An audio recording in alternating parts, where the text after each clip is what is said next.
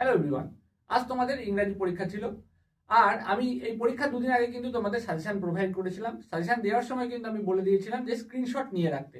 সেই স্ক্রিনশটটা আজকে তোমাদের কাজে লাগবে। কাজে কি, যে তোমাদের কোশ্চেনের সঙ্গে মিলিয়ে দেখতে পারবে কতগুলি কোশ্চেন আমার সাজেশন থেকে তোমাদের কমন এসছে। তোমরা যদি অনেস্টলি মিলিয়ে দেখো, প্রত্যেকটা কোশ্চেন কিন্তু কমন এসছে কবিতা, গল্প এবং নাটক থেকে।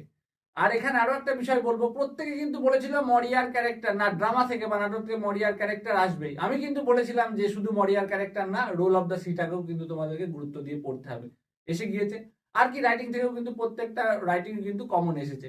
কি, রাইটিং এর ক্ষেত্রগুলো থেকে কিন্তু কমন এসেছে, একদম ডিটো কোশ্চেন কমন আসেনি, একদম অনেস্টলি স্পিকিং।